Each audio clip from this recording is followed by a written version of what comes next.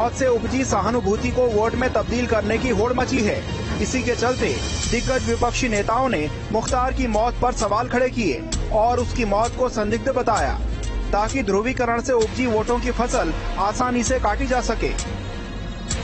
इन्हीं नेताओं में एक प्रमुख नाम है आरएसएसपी के राष्ट्रीय अध्यक्ष स्वामी प्रसाद मौर्य का। स्वामी प्रसाद मौर्य खुलकर मुख्तार के पाले में नजर आ रहे हैं। मौर्य ने मुख्तार की मौत पर भी सवाल खड़े किए थे।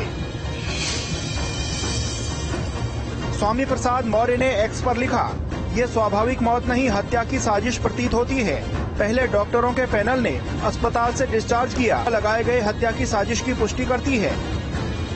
स्वामी प्रसाद मौर्य इससे भी बढ़कर गाजीपुर पहुंचे और अंसारी के परिवारजनों से मुलाकात कर मुख्तार की मौत पर शोक संवेदना प्रकट की।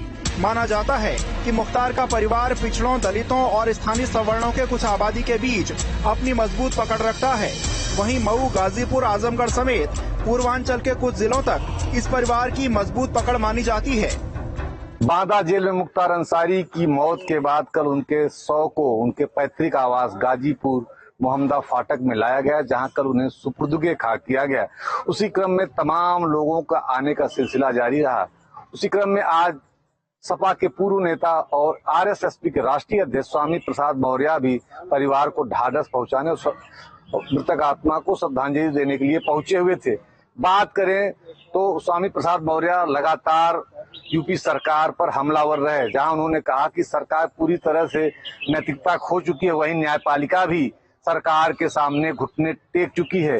बात करें बांदा मेडिकल कॉलेज की तो उस पर भी तमाम सवाल उठाते हुए कहा कि जिस तरह से उनकी तबीयत खराब थी और उन्हें फिर से जेल शिफ्ट किया गया, कहीं न कहीं उस पर भी सवाल स्वामी प्रसाद मौर्य उठाते नजर आए। वहीं एक वीडियो वायरल की बात जब पत्रकारों ने की तो उस पर भी उन्होंने कहा कि ये सरकार के इशारे पर इस तरह से किया जा रहा है। वहीं इंडी गठबंधन की बात पर उन्होंने कहा कि जिस तरह से मैं कल भी इंडी गठबंधन में था, मैं आज भी हूं और कल भी रहूंगा। सियासी नब्ज पर नजर रखने वालों का तर्क है कि उत्तर प्रदेश की सियासत में मुस्लिम, दलित और सोशल इंजीनियरिंग के चलते इस परिवार ने सियासत पर अपनी मजबूत पकड़ बनाई है। इसी के चलते गाजीपुर में सिर्फ 10% मुस्लिम आबादी होने के बाद भी अफजाल विधायक और सांसद चुने जाते रहे हैं। और मुख्तार अंसारी की मौत के बाद मुसलमानों के बीच जो संदेश गया है, इसे तमाम विपक्षी दल अपने लिए माकूल मान रहे हैं। यही वजह है कि वो भी मुख्तार के पक्ष में खड़े हैं और हाल ही में एसपी से अलग हुए और अपनी पार्टी बनाने वाले स्वामी प्रसाद मौर्य भी इसी में अपनी सियासी जमीन को मजबूत करने का अवसर देख रहे हैं। अब वो अपनी कोशिश में कितना सफल हो पाते हैं, ये देखने वाली बात होगी। Team news state.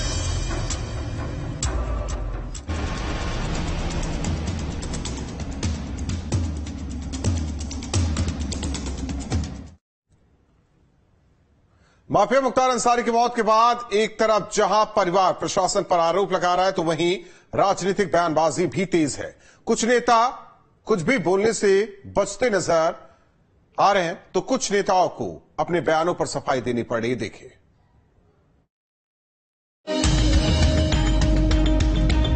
लोकसभा चुनाव की गहमागहमी के बीच माफिया मुख्तार अंसारी की जेल में मौत के मामले पर सियासी रंग चढ़ने लगा है।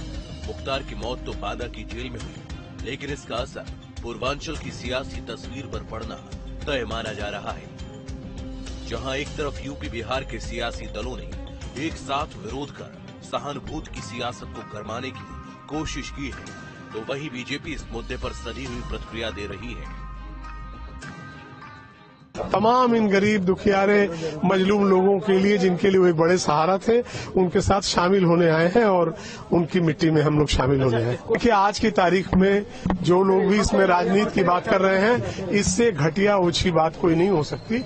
राजनीति का सवाल नहीं है, एक गरीबों का एक मसीहा इस गली से आज जा रहा है। मोदी जी, योगी जी का काम जनता ने उत्तर प्रदेश में देखा, और जहां एक और कभी बाहुबलियों की समर्थन वाली सरकारें होती थी, कई भ्रष्टाचार करने वाली सरकारें होती थी, गुंडाराज को बढ़ावा देने वाली होती थी, आज उत्तर प्रदेश से उसका सफाया हो चुका है। आज उत्तर प्रदेश में एक ईमानदार सरकार दमदारी के साथ काम कर रही है, चौमुखी विकास कर रही है।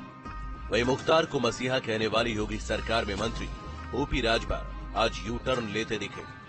बचते बचाते सफाई देते हुए राजभर ने कहा कि जिन गरीबों की मदद मुख्तार ने की थी, वो उनको मसीहा